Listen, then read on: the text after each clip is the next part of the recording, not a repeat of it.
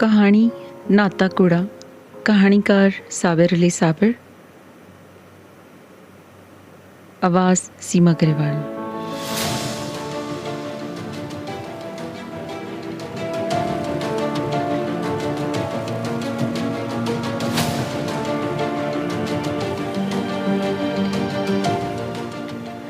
गरीब दी इज्जत ही तो होंदी है जिहड़ी ना लखी ना हज़ारी। आपा इहदे 4 कलमे पढ़ा दिए। अपा जी सुनते भेजे, गरीब दी इज्जत ही तो होंदी है ना, सिर्फ इज्जत ही तो होंदी है गरीब कोल, ना लखी ना हज़ारी। आपा इहदे 4 कलमे पढ़ा दिए अपा जी। पर पुत्र ये तेरे तो 2 थाई छोटी है, मैं पहलों तेरा करना चाहना वा। नहीं अब्बा, मैं वड्डी हाँ ना, इस करके मेरी समझ भी वड्डी है। नाले तू आप ही तो आखना है कि मैं तेरे पुत्रा वर्गी थी हाँ। पुत्रां दा इन्ना फिक्र नहीं ना करीदा, फिर मेरे वालों तेनों कदे भी कोई भैड़ी गल नहीं होगी। पर ये नुची अगला मुँह है, अजे नहीं कोई गल निकली है, कल सारे पिंड च बदनाम करा सकती है।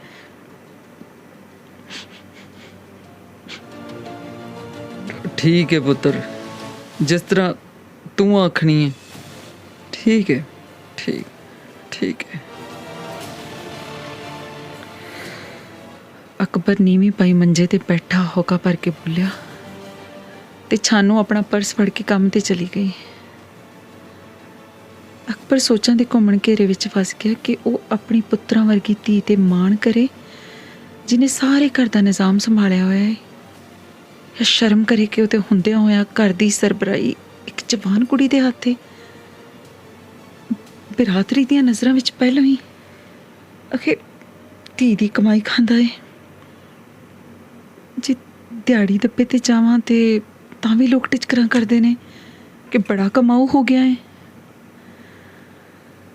ख्यालां च एक वाह वरोला ओहदे दिमाग ते चढ़ गया, एक वाह वरोला ओहदे दिमाग ते चढ़ गया ते सिर भारा जा होण लग पिया। इन्ने च बाहरला बूआ खड़ गया। उठ के वेख्या ते बाहर बाबा सरना खलोता सी। पिछां मुड़िया ते अपनी धी बंतो नूं आवाज़ मारी, नहीं बंतो बंतो, मैं जरा बाहर नूं चलिया। बाहरले बूए नूं अंदरों कुंडी ला के रखी, कुंडी ला लिया जे सुनिया ही। जरा इत्थे हो गया ना, मैं बाहर नूं चलिया।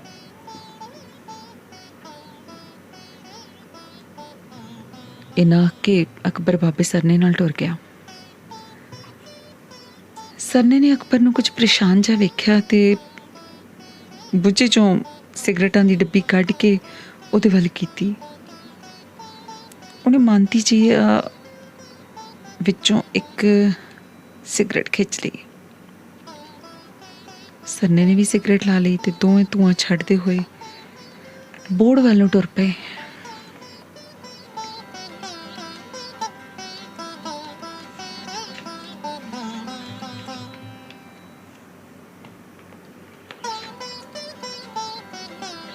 बोर्ड थले पहलों ही 2 वाधू बंदे बैठे हुए सन ते उन्हां चों ही किसी ने बुझी चो ताश कड्ढी ते चारे जने ताश खेडन लग पे। अकबर दे चेहरे तो परेशानी कुछ घट होण लग पई। उतों पहली वारी विच ही उहनूं पत्ते भारे आ गए ते सारी परेशानी वक्ती तौर ते नस भज गई। थोड़े चिर पिछों ही हासे मखौल भी शुरू हो गए।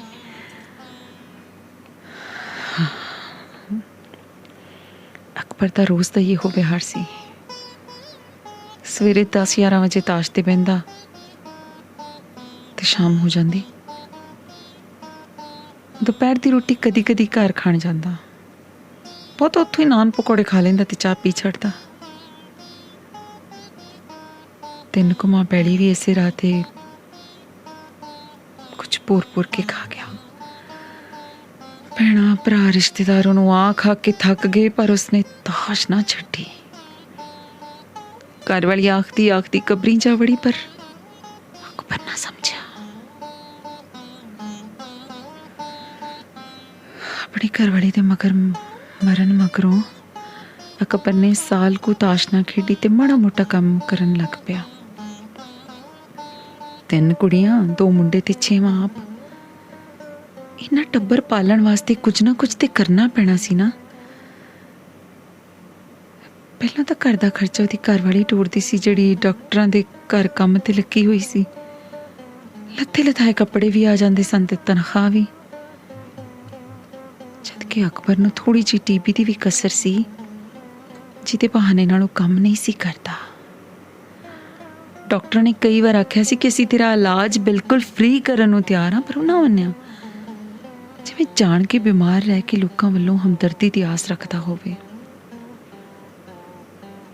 घरवाली दे मरण तो मगरों काम ते करन लग पिया, पर डॉक्टरां दी लगातार मदद ने उसनूं फिर निखट्टू कर दिता ते उसने अपनी वड्डी धी छानू नूं डॉक्टरां दे घर काम काज ते ला दिता।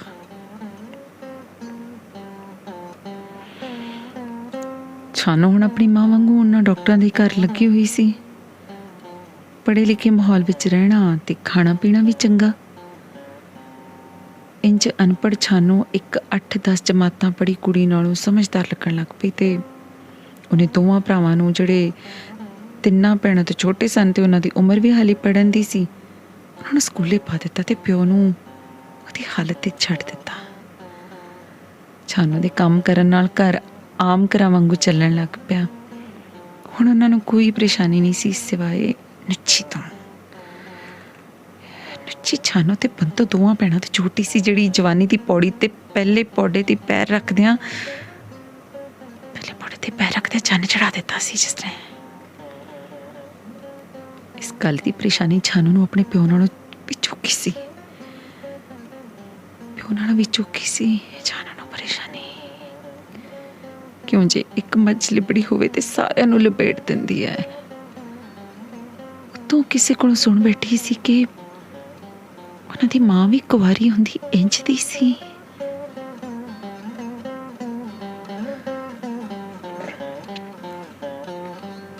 पता नहीं ये गल सच्ची या झूठी। सुन तो बैठी सी किसी तो कि मां भी कुआरी होंदी इंज दी सी। पता नहीं गल सच्ची है झूठी। लोग तो खंबा दी डारा बना लेंदे ने। छानू नूं हौली हौली अपनी मां ते लगा होया इल्जाम सच्चा लगन लग पिया। गवाही बड़ी करड़ी सी ना। वल तुमे दी कौड़ी हुंदी सने पत्तरां सने बीआं दे।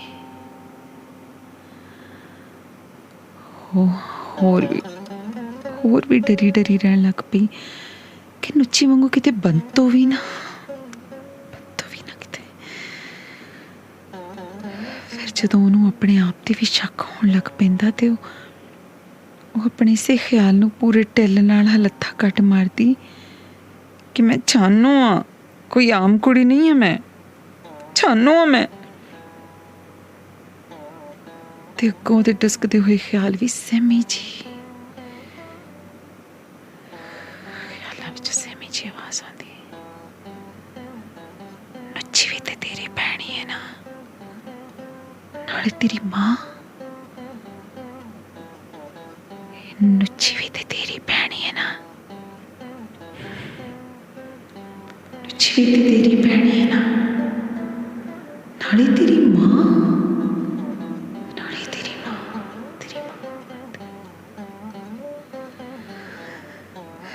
फिर वो घुट के बुल मेटती, तंदियां पींदी हुई थोड़ियां को नसां फैला के,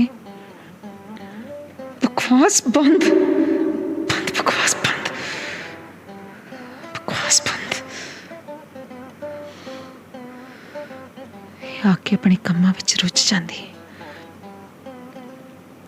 ਜਦੋਂ ਵੀ ਕਿਤੇ ਵਿਹਲੀ ਹੁੰਦੀ ਉਹਦੇ ਦਿਮਾਗ ਵਿੱਚ ਸਰਦ ਜੰਗ ਚੜ ਜਾਂਦੀ।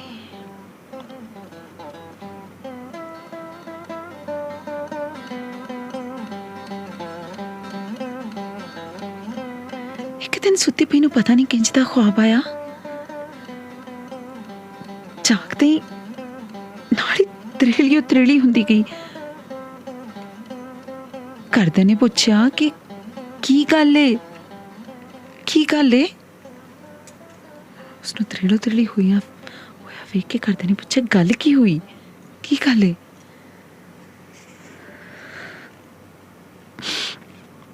ਉਹਨੇ ਘਬਰਾਈ ਹੋਈ ਕਿਉਂ ਹੈ, ਪਰ ਉਹਨੇ ਕੁਝ ਨਾ ਦੱਸਿਆ ਤੇ ਉਸੇ ਵੇਲੇ ਡਾਕਟਰਾਂ ਦੇ ਘਰ ਚਲੀ ਗਈ। ਘਰਦਿਆਂ ਸਮਝਿਆ ਕਿ ਤਬੀਅਤ ਖਰਾਬ ਸੂ, ਇਸ ਕਰਕੇ 1.5 ਘੰਟਾ ਪਹਿਲਾਂ ਹੀ ਚਲੀ ਗਈ ਹੈ। ਡਾਕਟਰ ਬਾਜੀ ਕੋਲੋਂ ਕੋਈ ਦਵਾਈ ਸ਼ਵਾਈ ਲੈ ਲਵੇਗੀ। ਸ਼ਾਮ ਨੂੰ ਜਦੋਂ ਘਰ ਆਈ ਤੇ ਉਹਨੇ ਚਿਹਰੇ ਤੇ ਉਸ ਤਰ੍ਹਾਂ ਦੀਆਂ ਤਰੇੜੀਆਂ ਤਾਂ ਨਹੀਂ ਸਨ ਉਸਦੇ ਚਿਹਰੇ ਤੇ, ਪਰ ਤਸੱਲੀ ਦੀਆਂ ਲਹਿਰਾਂ ਦਿਸ ਰਹੀਆਂ ਸਨ। ਨਕਾਬ ਵਾਲੀ ਚਾਦਰ ਲਾ ਕੇ ਰੱਖੀ, ਦੁਪੱਟਾ ਲਿਆ ਤੇ ਪਿਓ ਨੂੰ ਉਡੀਕਣ ਲੱਗ ਪਈ। ਕੋਲ ਹੀ ਸ਼ੀਸ਼ਾ ਪਿਆ ਹੋਇਆ ਸੀ। ਉਸਨੇ ਸ਼ੀਸ਼ਾ ਫੜ ਕੇ ਵੇਖਿਆ ਤੇ ਇੱਕ ਕਚੀਚੀ ਵੱਟ ਕੇ ਮੁੱਦਾ ਰੱਖ ਦਿੱਤਾ।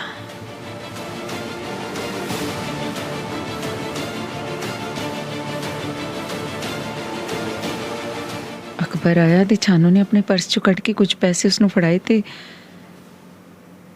ਕਿਹਾ ਕਿ ਉਹ ਸਵੇਰੇ ਨੁੱਚੀ ਤੇ ਬੰਤੋ ਦੇ ਸਹੁਰਿਆਂ ਦੇ ਜਾਵੇ ਤੇ ਉਹਨਾਂ ਨੂੰ ਆਖੇ ਕਿ ਸਾਥੋਂ ਨਿਕਾਹ ਲੈ ਲਵੋ, ਅਸੀਂ ਦੋਵਾਂ ਕੁੜੀਆਂ ਦਾ ਇਕੱਠਾ ਹੀ ਕਰਨਾ ਹੈ। ਨੁੱਚੀ ਦੇ ਸਹੁਰਿਆਂ ਨੂੰ ਆਖੀ ਕਿ ਬੰਤੋ ਦੀ ਸੱਸ ਸਹੁਰੇ ਨੇ ਹੱਜ ਤੇ ਜਾਣਾ ਹੈ, ਇਸ ਕਰਕੇ ਉਹ ਕਾਲੇ ਨੇ ਤੇ 8-10 ਦਿਨਾਂ ਦੇ ਵਿੱਚ ਨਿਕਾਹ ਮੰਗਦੇ ਨੇ। ਇਹੋ ਹੀ ਗੱਲ ਬੰਤੋ ਦੇ ਸਹੁਰਿਆਂ ਨੇ ਵੀ ਆਖ ਦੇਵੀਂ। ਪਰ ਪੁੱਤਰ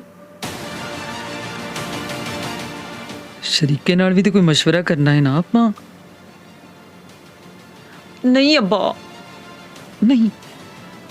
ਸ਼ਰੀਕ ਲਾਉਣ ਲਈ ਪਿੱਛੇ ਜਿੱਥੋਂ ਦੀ ਕੋਈ ਆਉਂਦਾ ਹੈ ਤੇ 7 ਬਿਸਮਿਲ੍ਲਾ ਤੇ ਨਹੀਂ ਆਉਂਦਾ ਤੇ 100 ਬਿਸਮਿਲ੍ਲਾ। ਮੈਂ ਡਾਕਟਰ ਬਾਜੀ ਦੇ ਵੱਡੇ ਸਾਹਿਬ ਨਾਲ ਗੱਲ ਕੀਤੀ, ਸਾਰਾ ਇੰਤਜ਼ਾਮ ਹੋ ਜਾਏਗਾ।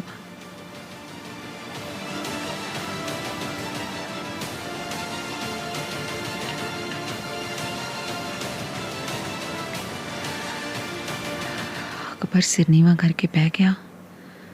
ਨਾ ਚਾਹੁੰਦੇ ਹੋਇਆਂ ਵੀ ਉਸਨੂੰ ਛਾਨੂ ਦੀ ਹਰ ਗੱਲ ਮੰਨਣੀ ਪੈ ਰਹੀ ਸੀ ਤੇ ਇਹਦੇ ਵਿੱਚ ਹੀ ਉਸਦੀ ਭਲਾਈ ਸੀ।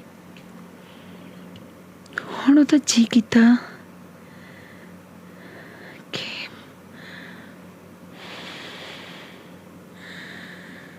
ਉਸਦਾ ਜੀ ਕੀਤਾ ਕਿ ਆਪਣੀ ਨੇਕ ਤੇ ਕਮਾਉਤੀ ਤੇ ਮਾਣ ਕਰੇ। ਸ਼ਰਮ ਕੀਤਿਆਂ ਤੇ ਉਹਦਾ ਸਰਦਾ ਹੀ ਨਹੀਂ ਸੀ ਕੀ ਕਰਦਾ।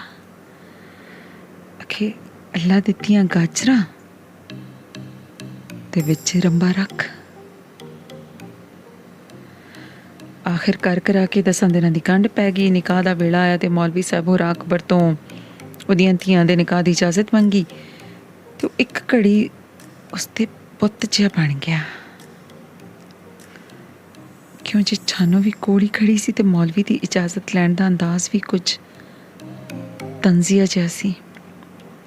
ਖੈਰ ਇਜਾਜ਼ਤ ਕੀ ਲੈਣੀ ਹੁੰਦੀ ਹੈ, ਇੱਕ ਰਸਮ ਹੀ ਹੁੰਦੀ ਹੈ। ਛਾਨੂ ਸਮੇਤ ਸਾਰੀਆਂ ਨਜ਼ਰਾਂ ਅਕਬਰ ਤੇ ਸਨ। ਅਕਬਰ ਨੇ ਕਹੋਗਾ ਜੇ ਭਰਿਆ ਤੇ ਉਹਦਾ ਸਿਰ ਹਿੱਲਿਆ।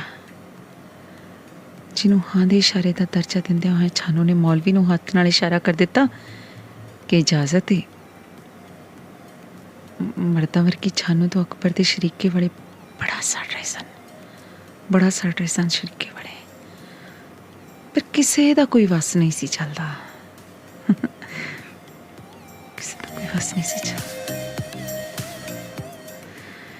ਛਾਨੂ ਨਿੱਕੇ ਹੁੰਦਿਆਂ ਤੋਂ ਹੀ ਮਾਮੇ ਦੇ ਮੁੰਡੇ ਦੇ ਨਾਲ ਮੰਗੀ ਹੋਈ ਸੀ ਤੇ ਦੋਵਾਂ ਨੂੰ ਵਿਆਹਾਂ ਸ਼ਾਦੀਆਂ ਤੇ ਇੱਕ ਦੂਜੇ ਤੋਂ ਕੋਈ ਰੋਕ ਟੋਕ ਨਹੀਂ ਸੀ।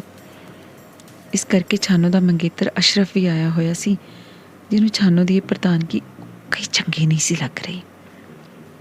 ਉਹ ਸ਼ੁਰੂ ਤੋਂ ਹੀ ਅਸ਼ਰਫ ਵਿੱਚ ਕੋਈ ਦਿਲਚਸਪੀ ਨਹੀਂ ਸੀ ਲੈਂਦੀ। ਹੁਣ ਤੇ ਉਂਝ ਵੀ ਡਾਕਟਰਾਂ ਦੇ ਘਰ ਰਹਿ ਕੇ ਨਿੱਕੇ ਹੁੰਦਿਆਂ ਦੀਆਂ ਮੰਗਣੀਆਂ ਦੇ ਖਿਲਾਫ ਹੁੰਦੀ ਜਾ ਰਹੀ ਸੀ।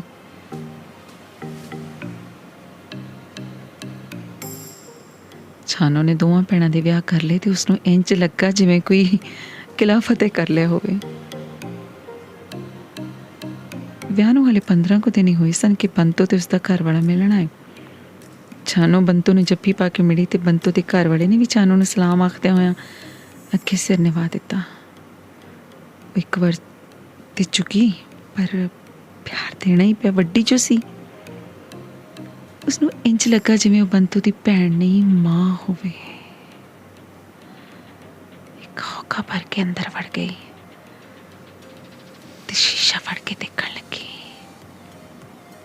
ਕਿੰਨਾ ਚਿਰ ਹੀ ਸ਼ੀਸ਼ਾ ਵੇਖਦੀ ਰਹੀ, ਕਿੰਨਾ ਚਿਰ ਹੀ ਸ਼ੀਸ਼ਾ ਵੇਖਦੀ ਰਹੀ।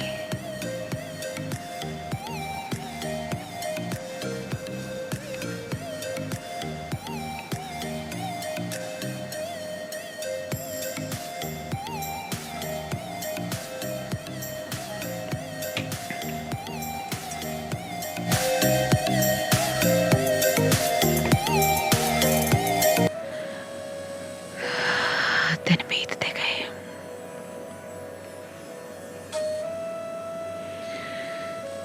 दिन गुजरते गए तो एक दिन छानू ਨੂੰ ਪਤਾ ਲੱਗਾ ਕਿ ਉਹਦੇ ਸਹੁਰੇ ਮੰਗਣੀ ਤੋੜਨਾ ਚਾਹੁੰਦੇ ਨੇ। ਅਸ਼ਰਫ ਨੇ ਆਪ ਮੂੰਹ ਭਰ ਕੇ ਆਖ ਦਿੱਤਾ ਕਿ ਮੈਂ ਛਾਨੂ ਨਾਲ ਵਿਆਹ ਨਹੀਂ ਕਰਾਉਣਾ ਚਾਹੁੰਦਾ, ਪਰ ਉਹਦਾ ਪਿਓ ਉਹਨਾਂ ਦੀਆਂ ਮਿਹਨਤਾਂ ਕਰ ਰਿਹਾ ਹੈ ਕਿ ਇੰਜ ਨਾ ਕਰੋ, ਇੰਜ ਨਾ ਕਰੋ। ਛਾਨੂ ਨੂੰ ਵੀ ਪਿਓ ਨੂੰ ਆਖ ਦਿੱਤਾ ਹੈ, ਕਹਿ ਦਿੱਤਾ ਹੈ ਛਾਨੂ ਨੇ ਆਪਣੇ ਪਿਓ ਨੂੰ ਕਿ ਜੇ ਉਹ ਨਹੀਂ ਰਾਜ਼ੀ ਤੇ ਮੈਂ ਆਪ ਕਦੋਂ ਰਾਜ਼ੀ ਹਾਂ ਅੱਛੂ ਨਾਲ ਵਿਆਹ ਕਰਾਉਣ ਤੇ, ਤੂੰ ਵੀ ਉਹਨਾਂ ਨੂੰ ਜਵਾਬ ਦੇ ਦੇ। ਛਾਨੂ ਦੀ ਗੱਲ ਸੁਣ ਕੇ ਅਕਬਰ ਦਾ ਮੂੰਹ ਟੱਡਿਆ ਰਹਿ ਗਿਆ।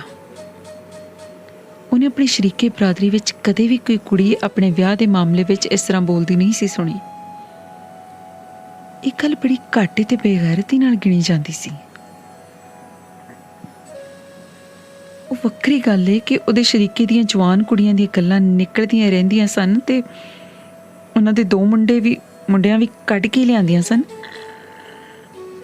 ਤੇ ਪੂਰੇ ਭਾਰ ਨਾਲ ਵਿਸਾਰ ਰਹੇ ਸਨ। ਅਕਬਰ ਨੇ ਸੋਚਿਆ ਕਿ ਜੇ ਬਰਾਦਰੀ ਨੂੰ ਪਤਾ ਲੱਗ ਗਿਆ ਤੇ ਉਹ ਤੇ ਪਹਿਲਾਂ ਹੀ ਮੇਰੀ ਬੜੀ ਕੁੱਤੇ ਖਾਣੀ ਕਰਦੇ ਨੇ ਕਿ ਤੂੰ ਕੁੜੀ ਨੂੰ ਬਹੁਤਾ ਹੀ ਵਧਾ ਲਿਆ, ਔਖਾ ਹੋਵੇਗਾ, ਤੈਨੂੰ ਇਹਦਾ ਵਿਆਹ ਪਹਿਲਾਂ ਕਰਨਾ ਚਾਹੀਦਾ ਸੀ। ਛਾਨੂ ਦੇ ਸਹੁਰਿਆਂ ਨੂੰ ਵੀ ਤੇ ਇਸੇ ਗੱਲ ਦਾ ਗੁੱਸਾ ਹੈ ਨਾ। ਹਾਲੇ ਤਾਂ ਨੱਚੀ ਦੀਆਂ ਗੱਲਾਂ ਹੋਣੀਆਂ ਖਤਮ ਨਹੀਂ ਸੀ ਹੋਈਆਂ, ਉਹ ਤਾਂ ਛਾਨੂ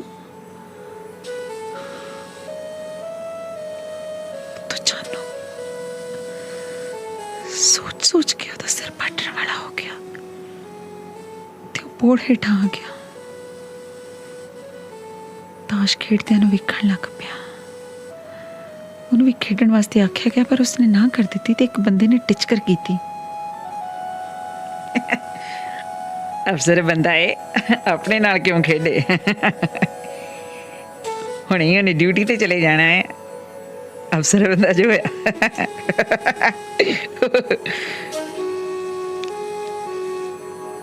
ਇੰਜ ਦੇ ਹਾਸੇ ਮਾਹੌਲ ਤੇ ਰੋਜ਼ ਹੀ ਹੁੰਦੇ ਸਨ, ਪਰ ਅੱਜ ਉਹਦੇ ਤੋਂ ਬਰਦਾਸ਼ਤ ਨਾ ਹੋਈ ਤੇ ਉੱਠ ਕੇ ਤੁਰ ਪਿਆ। ਹਾਲੇ ਪੰਛੀ ਗਰਮਾ ਹੀ ਗਿਆ ਹੋਏਗਾ ਕਿ ਪਿੱਛੋਂ ਬੰਦੇ ਆਪਸ ਵਿੱਚ ਗੱਲਾਂ ਕਰਨ ਲੱਗ ਪਏ। ਓਏ ਅੱਜ ਤਾਂ ਵਾਹ ਹੀ ਪਰੇਸ਼ਾਨ ਲੱਗਦਾ ਏ। ਨਹੀਂ, ਇਹਨੂੰ ਕਾਹਦੀ ਪਰੇਸ਼ਾਨੀ ਹੋ ਸਕਦੀ ਹੈ, ਇਹਨੂੰ ਕਾਹਦੀ ਪਰੇਸ਼ਾਨੀ ਹੈ ਹੋਵੇਗਾ ਕੋਈ ਅੱਗੇ ਵਰਗਾ ਰੌਲਾ, ਹੋਰ ਕੀ ਹੋਣਾ ਹੈ। ਲੱਗਦਾ ਤੇ ਪਰੇਸ਼ਾਨ ਹੀ ਹੈ, ਪਰੇਸ਼ਾਨ ਲੱਗਦਾ ਪਏ।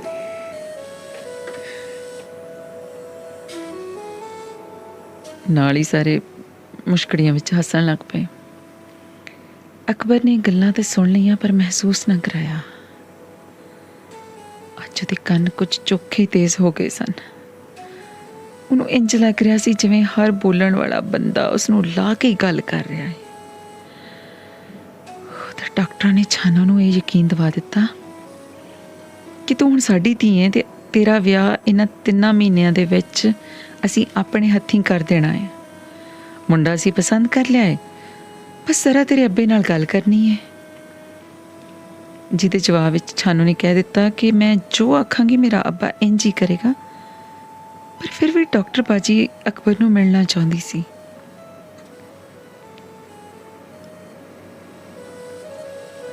ਛਾਨੂ ਨੂੰ ख्वाबां दे शहजादे दी तस्वीर मिल गई।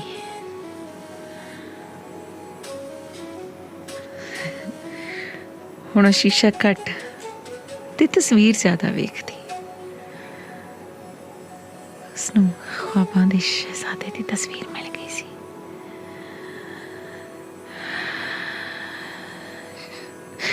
शीशा कट ते तस्वीर ज्यादा वेखदी।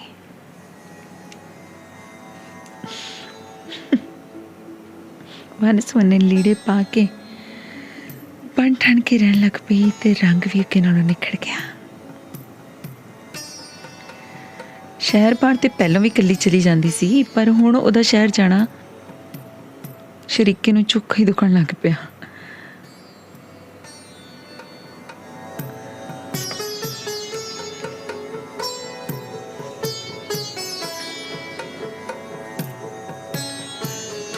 अकबर दी शानों भरी तशवीश वधदी गई।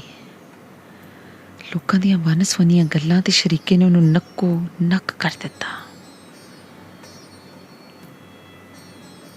शानू बड़े चावां नाल अपना दाज आपे खरीद खरीद के लिया रही सी ते हुण शाम नूं डॉक्टरां घरों जरा कुवेले ही आउंदी, जिहदे ते बरादरी वाले इकट्ठे होकर अकबर नूं समझाउण दा सोच रहे सन। अकबर ने शानू दे पर्स विच एक जवान मुंडे दी फोटो वेख ली सी, पर ये गल किसी अगे करना नहीं सी चाहुंदा। किसी की गल करना नहीं सी चाहता। अकबर फोटो तो अकबर ने वेख ली सी। एक दिन जानू रात 9-10 बजे तक ना आई। डॉक्टर घरों पता किया गया तो उन्होंने दसिया कि इधरों तो डिगर वेले चली गई सी। जानू रात घर ना आई। दिन चढ़िया तो जिन्ने मुंह उन्नियां गल्लां,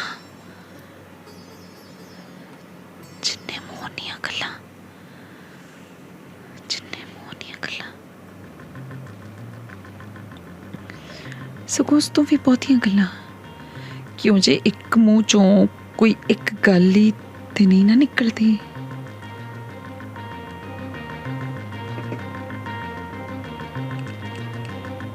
हाँ नहीं जवान थी रात भर बाहर रवे थे कित्थे लिखिया ही।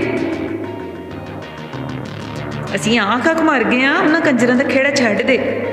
इन्हां अमीर लोकां वल गैरत ते शर्म हया दा हुण जाना है ही नहीं, हुंदा ही नहीं कि इन्हां दी कुड़ियां वारा फिरदियां ने ते अपनी मर्जी नाल विआह कराउंदियां ने। तू भी असलों ही बेगैरती दी हद टप गया है अकबर। लैणत बहाना ते बहुता भुखा मरना पिया है ते मेरी वाही जा, साड़ी वाही जा।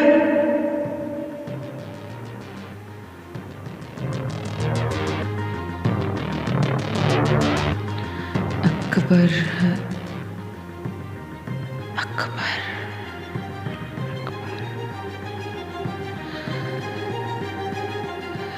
अकबर की वाहवा ही बेइज्जती हो गई।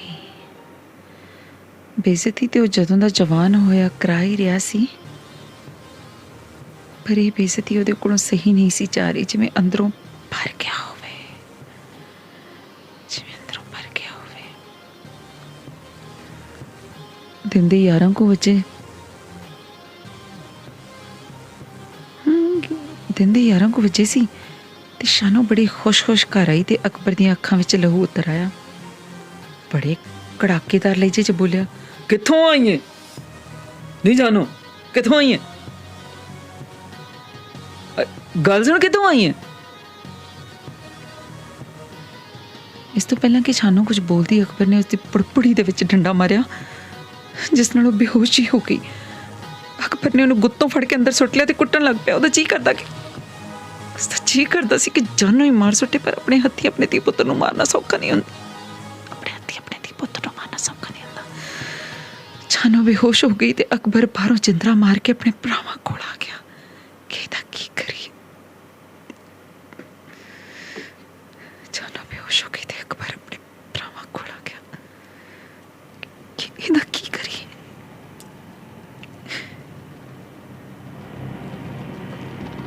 एक भरा ने आख्या कि इहदी लत्त भन दे, जानू ना मार। जबकि दूजियां भरावां ते पतरियां दा यह मशवरा सी कि इहदे मामे कोल जा, जिथे निक्कियां हुंदियां भी दी मंगी हुई है। जे ਉਹ ਇਹਨੂੰ ਹੁਣੇ ਹੀ ਨਿਕਾਹ ਕੇ ਕਰਕੇ ਲੈ ਜਾਂਦੇ ਨੇ ਤੇ ਠੀਕ ਹੈ, ਨਹੀਂ ਤੇ ਫਿਰ ਆਪਣੀ ਮਰਜ਼ੀ ਕਰ। ਹੁਣ ਇੱਥੇ ਰੱਖਣ ਦੇ ਕਾਬਿਲ ਤੇ ਨਹੀਂ ਰਹੀ ਨਾ।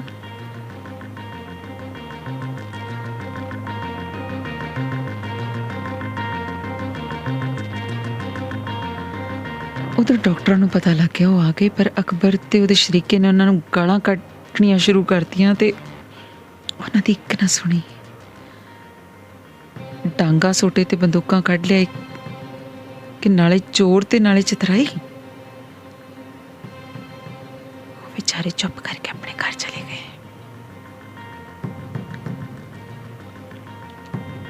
ਦੂਜੇ ਦਿਨ ਪਹਿਲੀ ਗੱਡੀ ਤੇ ਅਕਬਰ ਛਾਨੋ ਦੇ ਮਾਮਿਆਂ ਕੋਲ ਅੱਪੜ ਗਿਆ। ਉਹਨਾਂ ਕੋਲ ਪਹਿਲਾਂ ਹੀ ਰਿਪੋਰਟ ਅੱਪੜ ਗਈ ਸੀ ਕਿ ਛਾਨੋ ਨਿਕਲ ਗਈ ਹੈ। ਉੱਥੋਂ ਨੂੰ ਚਿੱਟਾ ਨੰਗਾ ਜਵਾਬ ਮਿਲਿਆ ਕਿ ਅਸੀਂ ਇਹੋ ਜਿਹੀ ਨੂੰ ਵਿਆਹ ਕੇ ਲਿਆਵਾਂਗੇ ਤੇ ਸਾਡੇ ਪੱਲੇ ਕੀ ਰਹੇਗਾ। ਜੇ ਤੂੰ ਨਾ ਮਾਰੀ ਤੇ ਅਸੀਂ ਮਾਰ ਦਿਆਂਗੇ। ਸਾਥੋਂ ਨਹੀਂ ਜਹਾਨ ਦੀਆਂ ਗੱਲਾਂ ਸੁਣੀਆਂ ਜਾਂਦੀਆਂ, ਸਾਥੋਂ ਨਹੀਂ ਜਹਾਨ ਦੀਆਂ ਗੱਲਾਂ ਸੁਣੀਆਂ ਜਾਂਦੀਆਂ।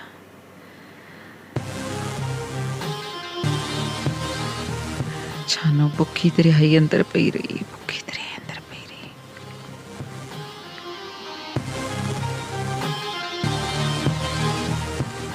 ਅਕਬਰ ਨੇ ਅੰਦਰ ਆ ਕੇ ਜਿੰਦਰਾ ਖੋਲ ਕੇ ਦੇਖਿਆ ਤੇ ਉਹ ਕੁਝ ਹੋਸ਼ ਵਿੱਚ ਸੀ।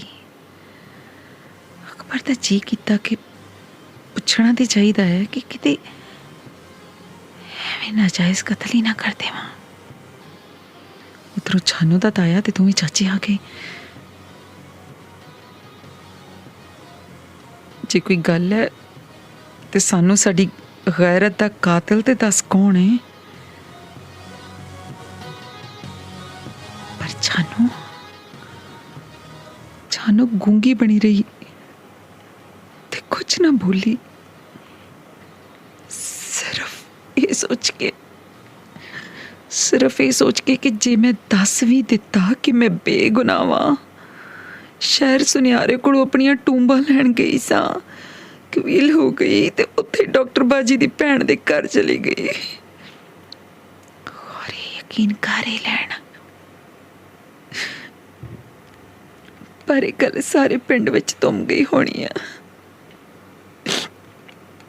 ਮੈਂ ਦਾਗੀ ਹੋ ਗਈ ਹਾਂ, ਮੈਂ ਦਾਗੀ ਹੋ ਗਈ ਹਾਂ। ਹੁਣ ਜੀ ਕੇ ਵੀ ਕੀ ਕਰਨਾ ਹੈ।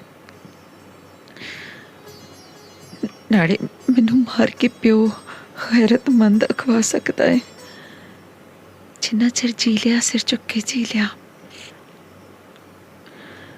ਹੁਣ ਸਿਰ ਸੁੱਟ ਕੇ ਜੀਣ ਦਾ ਕੀ ਫਾਇਦਾ। ਹੁਣ ਸਿਰ ਸੁੱਟ ਕੇ ਜੀਣ ਦਾ ਕੀ ਫਾਇਦਾ।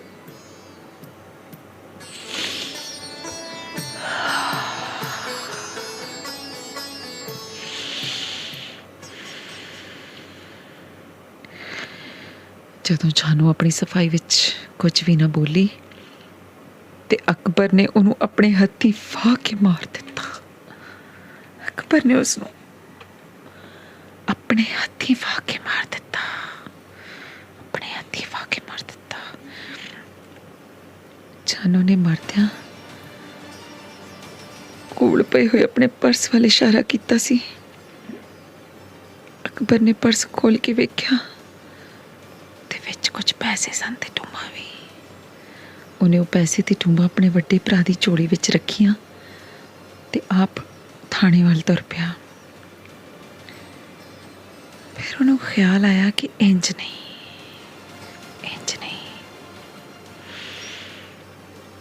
ਪੁਲਿਸ ਨੂੰ ਇਤਲਾਹ ਕੀਤੀ ਗਈ। ਪੁਲਿਸ ਆ ਗਈ। ਅਕਬਰ ਨੇ ਸਾਰੇ ਪਿੰਡ ਦੇ ਸਾਹਮਣੇ ਬਿਆਨ ਦਿੱਤਾ। ਉਹ ਮੇਰੀ ਗੈਰਤ ਦਾ ਮਸਲਾ ਸੀ ਤੇ ਮੈਂ ਬਰਦਾਸ਼ਤ ਨਹੀਂ ਕਰ ਸਕਿਆ। ਗਰੀਬ ਕੋਲ ਗੈਰਤ ਹੀ ਤੇ ਹੁੰਦੀ ਹੈ ਨਾ। ਨਹੀਂ ਬਰਦਾਸ਼ਤ ਕਰ ਸਕਿਆ ਮੈਂ। ਮੇਰੀ ਗੈਰਤ ਦਾ ਮਸਲਾ ਸੀ। ਗਰੀਬ ਕੋਲ ਗੈਰਤ ਹੀ ਤੇ ਹੁੰਦੀ ਹੈ ਨਾ। ਗਰੀਬ ਕੋਲ ਗੈਰਤ ਹੀ ਤੇ ਹੁੰਦੀ ਹੈ ਨਾ। ਗਰੀਬ ਕੋਲ ਗੈਰਤ ਹੀ ਤੇ ਹੁੰਦੀ ਹੈ ਨਾ। ਗਰੀਬ ਕੋਲ ਗੈਰਤ ਹੀ ਤੇ ਹੁੰਦੀ ਹੈ ਨਾ। ਮੇਰੀ ਗੈਰਤ ਦਾ ਮਸਲਾ ਸੀ। ਗੈਰਤ ਦਾ ਮਸਲਾ ਸੀ।